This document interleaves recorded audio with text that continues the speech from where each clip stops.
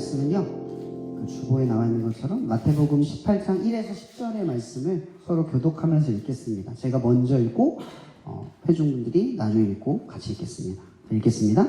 그때 제자들이 예수께 나와 이르되 천국에서는 누가 크니까? 예수께서 한 어린아이를 불러 그들 가운데 세우시고 이르시되 진실로 너희에게 이르노니 너희가 돌이켜 어린아이들과 같이 아니하면 결단코 천국에 들어가지 못하리라. 그러므로 누구든지 어린아이와 같이 자기를 낮추는 사람이 천국에서 큰 자리라. 또 누구든지 내 이름으로 이런 어린아이 하나를 영접하면 곧 나를 영접함이니 누구든지 나를 믿는 작은 자 중 하나를 실족하게 하면 차라리 인전자들의 목에 달려서 기쁜 바다에 떨어뜨려진 것이 나으리라. 실족하게 하는 일들이 있으므로 말미암아 세상에 화가 있도다. 실족하게 하는 일은 없을 수는 없으나 실족하게 하는 그 사람에게는 화가 있도다. 만일 내 손이나 내 발이 너를 범죄하게 하거든 찢어내버리라. 장애인이나 당전자로 영생에 들어간 것이 두 손과 두 발을 가지고 영원한 불에 던져지는 것보다 나으리라. 만일 내 눈이 너를 범죄하게 하거든 떼어내버리라. 한 눈으로 영생에 들어가는 것이 두 눈을 가지고 지옥불에 던져지는 것보다 나으니라. 다 함께 읽겠습니다. 3과 2 작은 자 중에 하나도 업신여기지 말라. 너희에게 말하노니 그들의 천사들이 하늘에서 하늘에 계신 내 아버지의 얼굴을 항상 배웁느니라. 아멘. 네, 오늘 이 제목은요, 어린아이처럼. 얼마 전에 어린날이었죠? 그죠? 그래서 이 어린이를 우리가 떠올려 보면서 이 말씀을 한번 묵상하면 좋을 것 같아서 이 말씀을 정하도록 했습니다. 여러분, 이 이야기, 이 스토리의 핵심은 첫 구절에 이미 나와 있습니다. 그게 뭐냐 하면 천국이라는 허들을 누가 넘을 수 있느냐, 이 뜻입니다. 요즘 이 허들이라는 게 있죠? 천국을 넘어서기 위해서 이 허들을 넘어서야 돼요. 어떠한 일정한 기준을 넘어서야 한다는 뜻이죠. 그 기준이 분명하게 있기는 있는데 그 기준의 상식이 우리가 알고 있는 것과 같을까요, 다를까요? 다르다는 얘기입니다. 어린아이. 여러분, 지금에서야 어린아이가 어린이날도 있고, 그죠? 부모님들이 사랑하고, 또 좋은 부모가 되어야 함을 느끼잖아요. 그죠? 근데 우리 어른 교수님들 아실 거예요. 옛날 부모님들 얼마나 투박하고, 그죠? 얼마나 좀 존중받지 못한 상태로 우리가 자랐습니까? 그죠? 그냥 당연히 어린아이니까 당연히 어른을 공경해야 했고 수긍해야 되는 게 문화였습니다. 지금은 문화가 많이 바뀌었죠. 제가 그래야 한다고 말하려고 이 얘기하는 거 아닙니다. 저 꼰대 아닙니다. 아니, 저 꼰대입니다. 근데 꼰대 안 되려고 노력합니다. 꼰대가 아니라고 말하면 꼰대라고 하더라고요. 네. 어쨌든 꼰대인데 꼰대 안 되려고 노력을 하는 거예요. 다듬은 치고 있습니다. 제가 이 얘기하는 것은 뭐냐면 이 성경을 읽을 때 우리가 우리의 시대로 기반을 잡으면 안 된다는 거죠. 여기서 말하는 어린아이가 누굴까요? 인간 취급을 못 받던 시대입니다. 고대 근동에서 어린아이가 뭘까요? 노동력의 한 축이에요. 그러니까 아이를 많이 낳았다라는 건 그게 뭐예요? 그 가족의 생산력이 늘어났다라는 뜻이죠. 그러니까 번성하다, 이건 또 풍요롭다와 연결이 되는 거예요. 그러니까 이 당시의 아이들은 사실 우리가 아프리카 아이들 불쌍하게 보이지만 그때 그 아프리카의 아이들이 지금 고대 근동의 시대인 거죠. 교육을 받고는 있지만 그 교육이 뭐예요? 부모님과 일을 하면서, 관계를 하면서, 그 작은 소일거리를 하면서, 가족 구성원으로서 어떤 역할을 하면서 성장을 하는 거예요.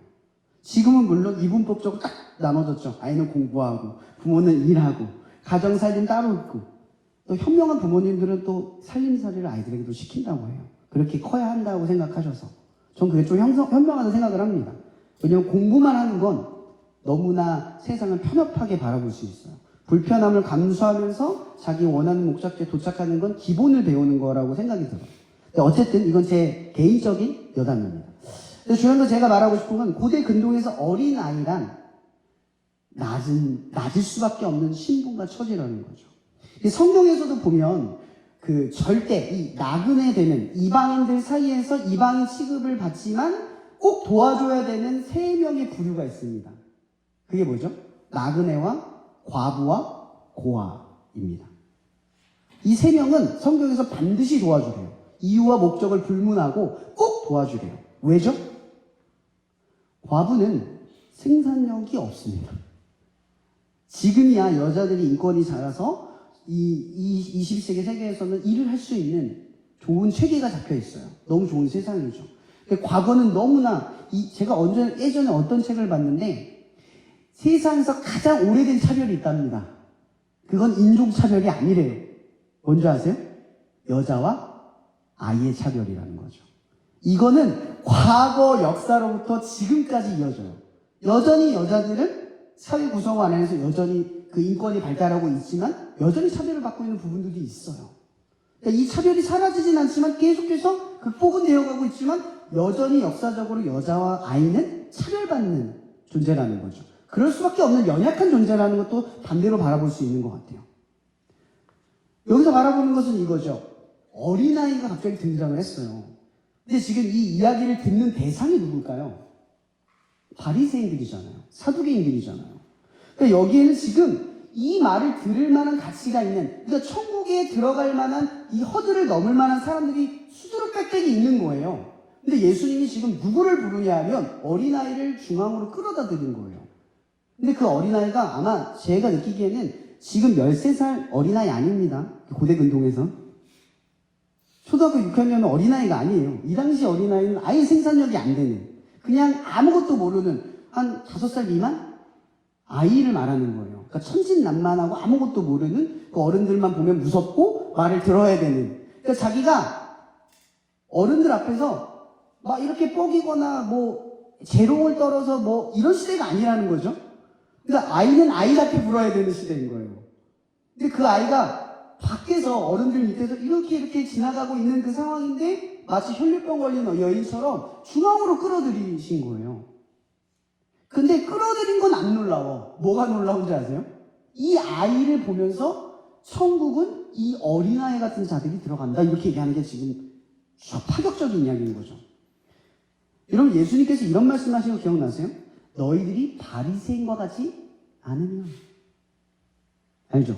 천국에 못 들어간다고 했어요. 예수님이 허들을 엄청나게 높였어요. 근데 그 말의 뜻은 바리새인처럼 완벽하게 지켜야 들어가는 것이 천국이야. 그래서 반대 허들을 말씀하신 거예요. 누가 그럼 천국에 들어가니? 이 뜻이죠. 사실은 반문한 거예요. 천국 아무도 못 가요. 노력으로 간다면. 율법으로는 아무도 천국에 갈 수 없어요. 근데 예수님이 임의적으로 바리새인과 같이 존경받고 존중받고 명예로운 사람을 중앙으로 끌어들인 게 아니라 가장 구원과 먼 사람. 여러분, 저는 이제 예전에 교육부 아동부 맡을 때 그런 생각을 좀 교만하게 했던 것 같아요. 애기들한테 복음을 전하면 무슨 의미가 있을까? 걔네들이 알까? 이해를 할까? 그냥 아무 생각이 없는 것 같은 생각도 들 때가 있었어요, 처음에. 여러분들은 어떻게 생각하세요? 이 청년들은 교사도 하잖아요, 그죠? 가면 애들 가르치면 애들이 뭐 기억해요? 거의 기억 못해요. 뭔지 몰라요. 근데 제가 어렸을 때를 한번 떠올려 봤거든요. 저는 사실 이 아동부가 없는 교회를 다녔어요. 근데 저는 교회 가면 뭐 하냐면 엄마랑 같이 본 예배를 드릴 때도 있지만 대부분의 시간은 목사님 아들과 놀았어요. 그럼 교회 가는 게 너무 좋았어요. 노니까. 근데 제가 나중에 무슨 생각이 들었냐면, 여러분, 아이들은 교회를 어떻게 보냐면 우리 어른들처럼 이성적으로 이렇게 논리적으로 정리가 되는 게 아니라요, 이미지를 느끼는 거예요. 교회가 어떤 느낌인가를 느끼는 거죠. 교회가 어떤 곳인가를 그냥 알게 되는 거예요.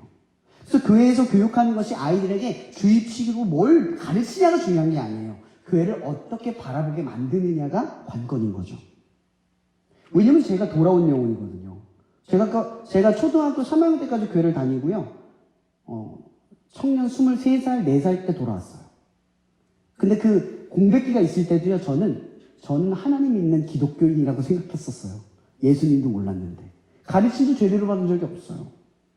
근데 그 어린 시절의 이미지가, 그 교회에 대한 좋은 이미지가 나를 그리스도인으로 이끌어냈어요. 이런 것이 교육이라는 거죠. 근데 이 어린아이에게는 지금 아무것도, 사실은 우리가 생각하는 것처럼 아무것도 모르는 거예요. 5살짜리 가르쳐주면 뭘 이해하겠어요. 지금 이 이야기를 듣는 이 어린아이도 기억을 못해요. 그 정도의 수준의 아이를 데리고 온 거란 말이에요.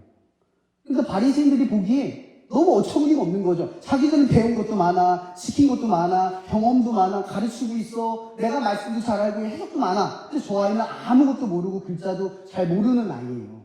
그 어린아이를 갖다 놓고 이런 아이가 천국에 간답니다. 그러니까 거기서 보이는 사람 열 받아요, 안 받아요? 열 받을 수밖에 없어요. 여기서부터 예수를 죽이겠다는 그 마음들이 살아나기 시작해요. 예수님이 그들을 지금 비난하는 게 아니라 그들에게 얘기하다 보니 그들의 비난이 자연스럽게 드러나기 시작하는 거예요. 그러니까 천국은 누가 가냐는 거죠. 누가 가냐. 근데 자꾸 우리는 그 천국에 대해서 많은 착각을 하게 돼요. 여러분, 천국은 어떻게 갑니까? 교회를 나오면 갑니까? 예수를 믿었다고 하면 가는 걸까요? 그러니까 내가 믿었다고 고백을 하면 그 수준에서, 알았다 그 수준에서 가는 걸까요? 믿는다라는 건 뭘까요? 그 믿는다의 수준이 어느 정도에 도달해야 구원을 받는 걸까? 우리가 이 정도의 고민을 해봐야 돼요. 우리는 예를 들어 믿는다, 내가 일송이를 믿는다 라고 하는 건 믿음의 정도가 다르죠. 얼마만큼 신뢰를 했냐에 따라 이 친구를 믿는 정도로 말하는 거예요. 계산적인 거예요, 사실은. 근데 하나님을 믿는다라는 건요, 전제적인 거예요. 온전히 다 믿지 못하면 믿음이 안 돼요. 근데 이렇게 생각해 봅시다. 우리가 내가 예수님 믿습니다, 어떤 은혜를 받고 예수님 믿습니다 한 다음에 뭐가 필요하냐는 거죠. 하나님이 우리를 믿도록 이끌어 주셔야 한다는 거죠. 그게 필요해요. 근데 우리는 그 이끄심이 없이 고백만으로 멈출 때가 있다는 거예요. 나의 믿음이잖아요. 내가 고백한 건 내가 한 거죠. 근데 하나님이 하신 게 더 커요. 하나님이 하실 일이 더 큰 거란 말이에요. 근데 우리는 하나님이 하실 영역을 보는 게 아니라 내가 한 것에서 멈춘다고요. 그건 믿음이라고 말하는 게 아니라 믿음의 출발선에서 섰는데 가지 않는 거예요. 꼬림이 없는 거죠. 그냥 가지도 않은 거예요. 그러니까 믿는다는 전제는 이거예요. 내가 하나님을 믿는다 고백하는 순간부터 그분을 믿고 살아가기 시작하는 것이에요. 그러면 그 하나님이 우리를 어떻게 하냐면 믿도록 만들어 주셔요.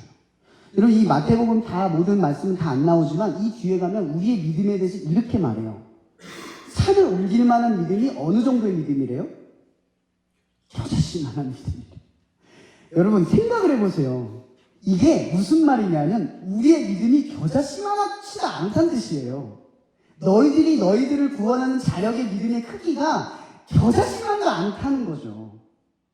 오죽하면 이 겨자씨만한 믿음만 있어도 산을 옮기는 능력이 나타난대요. 그 얘기는 반대로 말하면 너희들의 믿음은 너희들이 구원을 받을 때 너희들의 믿음의 그 뭐라고 하죠? 구원을 받을 만한 조건이 이 겨자씨만한 거 아니래요. 필요 없대. 불필요하다는 뜻이에요, 사실은. 우리가 하나님을 믿는 믿음은 사실은 불필요하다는 뜻이에요. 뭐가 필요하냐? 하나님이 나를 구원하실 거라는 믿음이 필요하다는 거죠. 내가 믿었으므로 구원받는다는 게 아니라 그분이 나를 구원하실 거라는 것을 믿는 믿음이 필요하다는 거죠. 이건 전제가 달라요. 내가 얼마의 신앙생활을 했느냐, 얼마의 많은 고백을 했느냐, 얼마의 많은 기도를 했느냐, 얼마를 했느냐가 중요한 양적인 문제가 아니라 전부가 되지 않으면 다 진실하지 못하게 된다는 거죠. 근데 중요한 건 우리의 믿음은 나를 구원하실 거라는 그분에 대한 믿음이라는 거예요. 이게 확증적인 거예요. 근데 이 어린아이는 이 첫 번째 우리가 얘기해야 될 건 이거예요. 지금 예수님은 천국에 들어가는 사람들에게 한 가지의 잣대를 말해요. 그건 뭐냐면 교만. 교만한 사람은 어딜 못 간다? 천국에 못 간다. 이 뜻이에요. 하나님이 나를 이룰 것보다 내 믿음이 큰 사람들, 그것도 못 간다는 거죠. 믿음의 종류라고 다 가는 게 아니라는 거예요. 하나님 앞에 하나도 교만하지 않아야 돼요. 교만이 사라져야 돼요. 그것과 싸워야 하는 거예요. 여러분들에게 이런 질문을 던져보는 게 중요한 것 같아요. 여러분은 교만하지 않으십니까? 어때요? 여러분은 교만에 취약하지 않으십니까? 그리고 남을 판단하는 경향이 쉽게 드러나지 않습니까? 어때요? 나는 교만하지 않다. 나는 취약하지 않다. 나는 남을 판단하지 않는다. 이런 사람이 있으십니까? 한 명도 없을 거예요.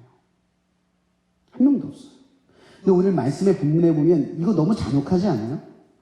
어린아이를 영접하지 않으면 어느 정도의 죄인 줄 아세요? 손가락이 짜리고 팔뚝이 짜리고 눈이 멀어도 천국에 못 간대요. 이거 너무 잔인하지 않아요? 아니, 우리가 판단 안 하고 사는 게 너무 어려운데, 여러분 살면서, 믿음 생활하면서 믿지 않는 사람들에게 화내본 적 있죠? 그죠? 믿지 않은 사람들에게 의롭지 않은 행동 한 적 있죠? 그럼 여기 누구도 그거를 못 받아요. 다 실족하게 맞는 거니까. 사람들이 우리를 보면 뭐라고 말하냐면, 너 교회 다닌다며? 너 예수 믿는다며? 와, 예수 믿는다더니 나한테 왜 이래? 이런 마음을 갖게 만들잖아요. 그 실족하게 만드는 모든 행동이 우리들에게 있어요, 없어요? 이 말에 벗어날 사람이 아무도 없어요. 근데 예수님은 지금 이 얘기를 듣는 사람들한테 너무 무섭게 말하는 거예요. 실족하게 하면 지옥불에 던져질 거야. 너무 무섭지 않아요?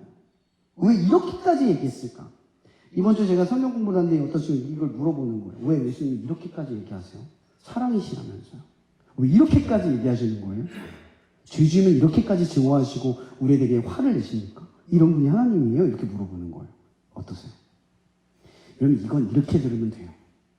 강조. 이거 강조예요. 여러분, 마태복음은 사실은 예전서와 같대요. 오직 그 교회에 대한 단어를 복음서에서 유일하게 어디서만 쓰는지 아세요? 마태복음에서만 써요. 그러니까 이 마태복음은 실제로 어디서 많이 읽혔던 책이냐면 교회들이 많이 읽었던 책인 거예요. 그러니까 새로운 커뮤니티, 새로운 공동체를 의미하는 거죠. 자, 보세요. 이 당시 유대인들은 어디에 모였어요? 회당에 모였어요. 그죠? 회당에는 절대 오지 말아야 될 두 종류의 사람이 있어요. 아니, 세 종류의 사람이 있어요. 첫 번째 이방인, 두 번째 과부, 죄인들, 여자, 그리고 세 번째 누구예요? 어린아이. 이 세 명을 보면 안 돼요. 여기는 정말 경건한 남자들, 이 믿음이 좋은 사람들만 올 수 있어요. 자, 보세요. 과거의 커뮤니티는 어땠어요? 회당의 커뮤니티는 구별과 차별과 분리와 판단과 뭐예요? 갈등과 분열이 있었어요. 그러니까 세상을 바라보는 시각이 어때요? 여러분, 사마리아 성 사람들을 이 당시 유대인들이 어떻게 생각했어요? 짐승. 인간이 아니에요. 이게 과거의 커뮤니티 시각이었어요. 세상을 뭐예요? 판단하고 분별해요. 갈라놔요. 나는 거룩하고 쟤는 아니에요. 또 바리새인들이 어떻게 기도했죠? 바리새인과 세리인 기도. 주님, 저는 세리와 같지 않아서 감사합니다. 이렇게 기도. 나와 저 사람을 구별해요. 또 뭐가 있죠? 안식일날. 그럼 안식일날 팔, 다리, 눈, 먼 사람들을 고치는 예수님을 보고 뭐라고 말을 해요? 그들을 왜 고칩니까? 안식일날 하면 안 되는데. 구별. 계속 하나. 과거의 커뮤니티는 이랬다는 거예요. 근데 주님이 이제 새롭게 커뮤니티, 새로운 교회 처치를 만들 때 이 교회는 달라진다는 거죠. 뭐예요? 아무도 실족하게 만들면 안 된다. 이게 커뮤니티. 교회의 커뮤니티는 누구도 실족할 수 없어요. 그래서 교회의 법칙의 두 가지의 논리로 주님이 얘기하시는 거예요. 첫 번째, 어린 아이와 같이 자기 자신을 낮추는 사람이어야 한다. 여러분들이 그리스도인이 된다는 건요, 사실은 우리가 죄인이라는 말을 하는 거잖아요. 근데 동시에 뭐예요? 나를 의롭게 하신 분을 믿는 거예요. 근데 죄인이, 예수님이 이렇게 말하죠? 병든 자라야, 아픈 자라야 의사를 요구한다. 근데 아프지 않으면 뭐예요? 의사가 필요 없다는 뜻이잖아요. 그죠? 내가 죄인이라고 말하지 않으면 뭐예요? 의로움은 필요 없는 거예요.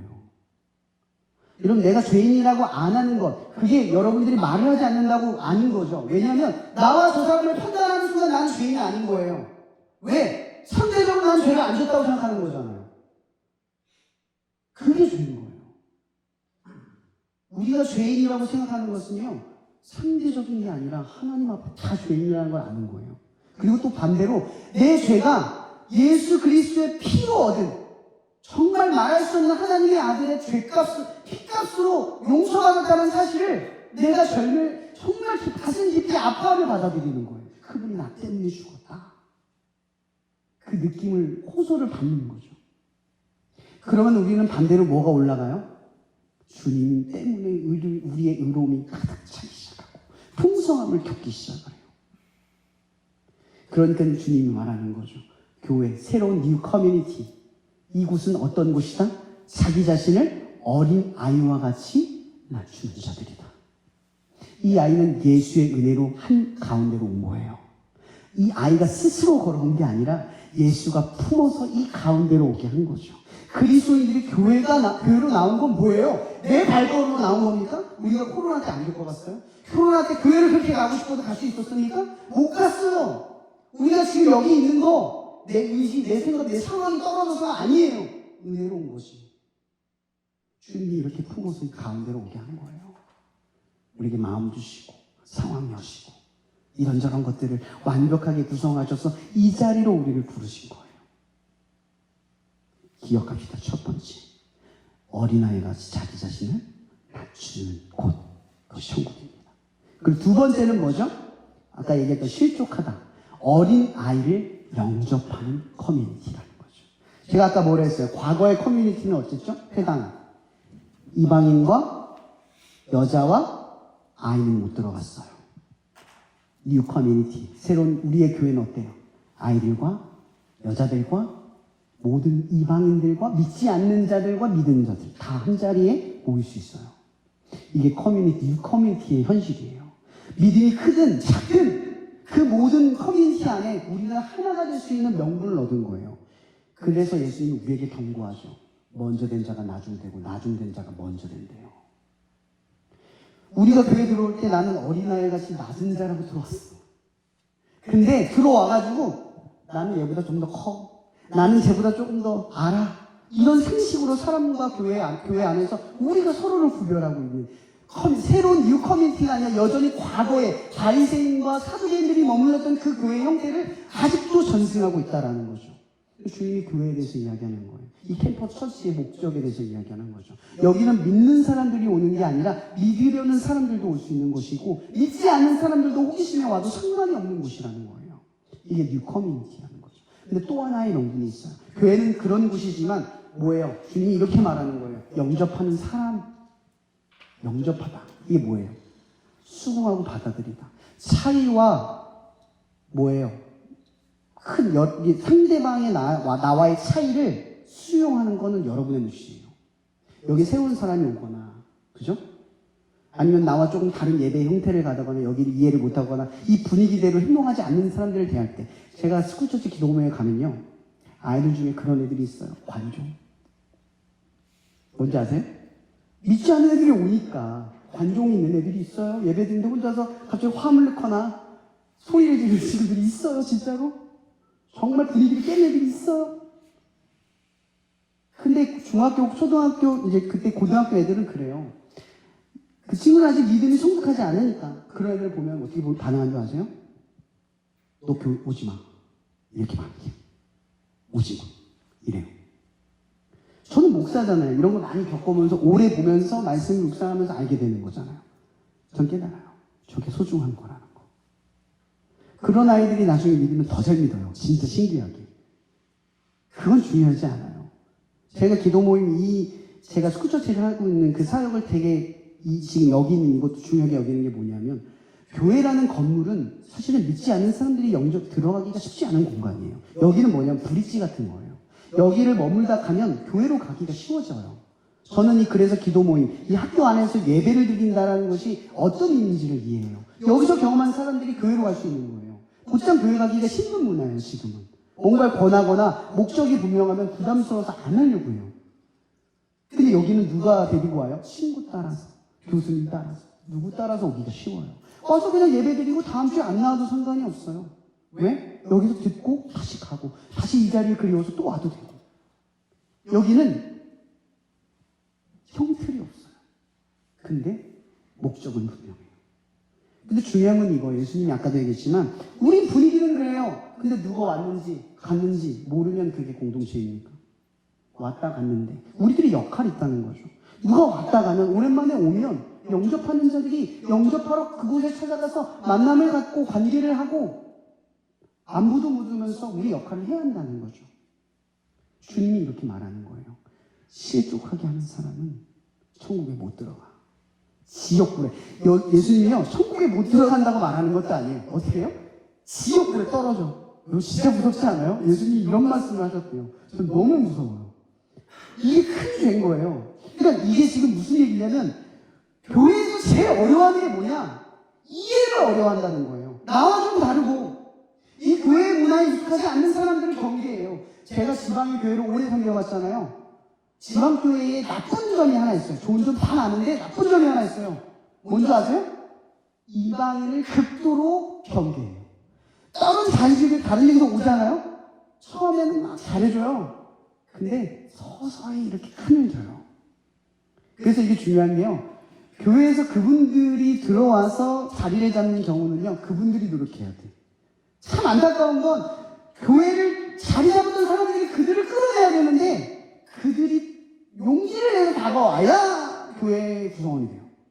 제가 이걸 많이 봤어요, 지방교회에서. 장점은 너무나 친숙하고 너무 깊이는 있어요. 연대감은 강한데 그 연대감 안에 들어가기가 쉽지 않아요. 그럼 교회는 어떤 곳이어야 합니까? 연대감 중요하죠. 근데 연대감보다 중요한 건 수용성이에요. 누가 와도 교회 안에 그 구성원을 어떻게 받아들일 수 있는가, 그 분위기가 있어야 한다는 거죠. 저희 어머니도 이사를 준비하고 있는데 다른 지역으로 가시는데 고민을 하세요. 어떤 교회를 가야 할까? 여러분, 교회를 가면 여러 가지 판단의 기준이 있을 거예요. 당연히 기도하고 가죠. 근데 제일 우선순위로 보는 건 저는 이렇게 생각해서 얘기를 해드려요. 어머니 가서 교회 분위기를 보세요. 그 분위기가 뭔지 아세요? 새로운 사람이 왔을 때 사람들의 반응이에요. 그게 교회 분위기예요. 믿지 않는 사람들이 어떻게 하나님의 나라를 보죠? 그럼 오늘 말씀에 이제 마지막 마무리로 갑니다. 오늘 말씀에서 예수님께서 이런 말씀을 하세요. 천국의 열쇠를 누구에게 준다? 이 어린 아이와 같은 사람들에게 준대요. 첫 번째는 교회 커뮤니티. 교회 안에 풀면 풀고 열리면 열리도록 천국 열쇠를 교회에게 줬대요. 또 하나, 예수님이 이 말을 2번 반복해요. 한 개인에게 줘요. 빚진 자, 기억나세요? 만달란트, 100데나리온. 만달란트 용서받은 사람이 길거리에 가다가 자기에게 100데나리온 못 받은 갚은 사람을 감옥에 집어넣어요. 용서를 받은 사람이 빚진 자를 용서 못해요. 예수님이 이런 경고를 해요. 이 얘기는 뭐냐면 우리가 받은 용서는 누가 해준 용서죠? 예수의 피값으로 받은 용서예요. 하나님의 아들로. 그 무엇으로도 못 갚아요. 근데 우리가 서로 간에 미움이 있을 때 그 사람을 용서하는 건 어느 정도인 줄 아세요? 그 피에 미치지 못해요. 만달란트는 수십조, 수백조란 뜻이에요. 경. 근데 100달러는 뭔지 아세요? 100만 원. 비교되나요? 그러니까 우리가 용서를 할 수 있다는 뜻이에요. 자, 교회는 교회를 정의합니다. 교회는 어떤 곳이냐? 첫 번째, 자기를 낮추는 곳입니다. 두 번째, 서로를 이해하는 공간입니다. 이 2가지가 오늘 말씀의 핵심이에요. 여러분, 어린아이는 순진하고 순박해서, 쳐주세요. 순진하고 순박해서 행동과 생각이 다르지 않아요. 똑같아요. 말씀하신 그대로로 살아가죠. 오늘 가르치신 그대로로 살아가요. 여러분, 저는 여러분들에게 무조건 이해해야 한다, 무조건 용서해야 된다, 이렇게 말씀드리려고 하는 게 아니에요. 여러분, 제가 뭐라 했죠? 우리는 다 실족하게 하는 부족하고 연약한 존재예요. 우리의 힘으로 누군가를 실족하지 않게 만들 힘은 우리에게 없어요. 그렇기 때문에 우리는 이 말씀을 통해 한 가지를 기억해야 돼요. 우리의 믿음은 내가 하나가 아니라 하나님이 한 거예요. 누군가를 실족하지 않도록 여러분이 할 일은 히브리서 12장 2절 말씀을 떠올리세요. 우리를 온전히 하신 예수를 바라보자. 누군가가 이해가 안 될 때, 정말 이해가 안 되는 우리를 위해서 끝까지 십자가에 매달려 주신 그분을 떠올리면 돼요. 누군가가 용서가 안 될 때, 내가 얼마큼의 용서를 받았는지 예수님을 바라보면서 나의 용서가 보잘것없음을 시인하면 돼요. 그리고 내가 낮춰서 힘들 때 예수님을 떠올려서 나를 파는 제자들을 가르치는 정말 용서받을 자격도 없었던 그 제자들을 용서하신 그분을 떠올리면서 우리를 낮추시는 거예요. 그럼 저는 여러분들에게 이 말씀을 전하고 싶습니다. 교회의 구성원이 되십시오. 천국의 열쇠를 지닌 여러분들을 통해 하나님의 나라가 사람들에게 열리게 해주십시오. 비록 내 힘으로 되지 않아도 예수를 떠올리며 한 번 순종이 늘어나기를 바랍니다. 그 순종의 경험들을 통해서 하나님 하시는구나. 나는 안 되는데, 내 성품으로는 정말 안 되는데, 내 성격으로는 도무지 감당도 안 되는데 주님 하시는구나. 그렇게 순종의 경험으로 교회의 열쇠로 이 세상에 하나님의 나라를 여는 저와 여러분이 되기를 바랍니다. 이 시간 기도하며 나갔으면 좋겠습니다. 하나님, 나는 누군가를 실족하는 존재였습니다. 누군가에게 하나님의 나라를 혼자 열어 보여주는 사람이 아니라 용서하지 못하는 마음으로 하나님의 나라를 가리웠고, 판단하는 마음으로 하나님의 나라를 가리웠고, 이해하지 않으려는 마음으로 하나님의 나라를 가리웠고, 나쁜 말과 험한 말과 상처되는 말로 하나님의 나라를 가리웠습니다. 주님, 이게 나입니다. 나는 죄인입니다. 그러나 이 시간 우리가 기도하는 것은 우리가 이럴 때마다 하나님 예수님을 바라보며 이해할 수 있게 도와주시고, 예수님을 바라보며 용서할 수 있게 도와주시고, 예수님을 바라보며 영접할 수 있게 도와주시옵소서. 그 한 번의 순종이 또 한 번의 순종으로 이어지게 하셔서 내 힘으로, 내 성격으로, 내 마음으로, 분위기로, 이 상황으로 할 수 있는 것이 아니라 오직 나를 이루신 믿음으로 할 수 있음을 날마다 이 믿음의 확증 가운데로 나아갈 수 있도록 나아가게 해달라고 이 시간 주여 한번 부르며 다음에 기도하며 나아갔으면 좋겠습니다. 기도하시겠습니다. 주여! 하나님, 나는 죄인입니다. 말과 행동으로 수많은 사람들에게 실족함을 이어줬습니다. 지옥 불에 던져져도 상관없는 것이 나의 삶입니다. 그러나 주님, 주께서는 이 실족할 수밖에 없는 영혼을 단 한 번의 순종으로 인도하셔서 이해할 수 없는 순간에 이해하게 하시고, 용서할 수 없는 사람을 용서하게 하시고, 영접하기 어려운 우리의 두려움을 끌고 나가 용기 내어 영접할 수 있도록 우리의 발걸음을 인도하시는 분을 줄 믿습니다. 하나님, 비록 나는 하나님의 나라를 가려운 때도 많지만, 그러나 점점 우리의 삶이 하나님의 나라를 천국의 열쇠를 열어서 사람들에게 증명하고 보여주는 말과 행동으로 이어지는 우리의 삶으로 뒤바뀌기를 원합니다. 이 모든 것이 나의 힘과 나의 능력으로 될 수 없음을 고백합니다. 그러니 주님, 우리의 삶 속에서 하나님이 이루어 주시옵소서. 우리의 삶 가운데서 하나님이 경험하여 주시옵소서. 나의 믿음은 나에게 있지 아니하며 오직 나를 이루신 하나님에게 있음을 고백하는 나날을 되게 하여 주시옵소서. 우리가 온전히 약한 데에서 강함을 느끼게 하시고, 가난한 데에서 풍요를 느끼게 하여 주시옵소서. 우리가 오직 예수를 바라볼 때 우리의 온전함이 드러나는 줄 믿습니다. 그러니 주님, 우리가 얼마나 어리석습니까? 주님을 바라보지 못하고 여전히 온전치 못한 삶으로 하나님의 뜻을 아무런 분별 없이 쫓아갑니다. 그러니 주님, 우리 캠퍼스의 생활 속에서 예수를 바라보며 늘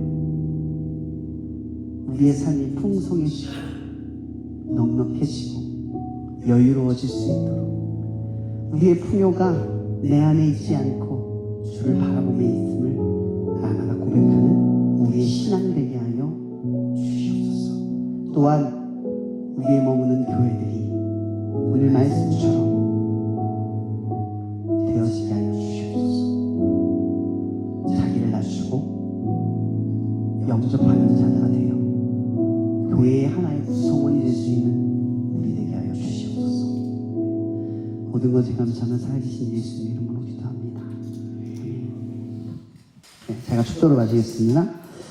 이 시간도 우리가 할 수 없는 모든 일들을 행하게 만드시는 그 넉넉하고 풍요로운 하나님의 사랑과 이 사랑을 이해하도록 십자가에서 죽으신 그리스도의 은혜와 우리가 날마다 주를 바라보지 못할 때, 용서와 이해가 어려울 때 영접이라는 그 용기를 내기가 어려울 때 예수를 바라보게 하실 성령님의 교통 역사하시니 교회의 구성원이 되기를 소망하는 당신의 사랑하는 자녀들 머리머리 위에 항상 함께 하시기를 예수 그리스도 이름으로 축원하며 기도합나이다. 아멘.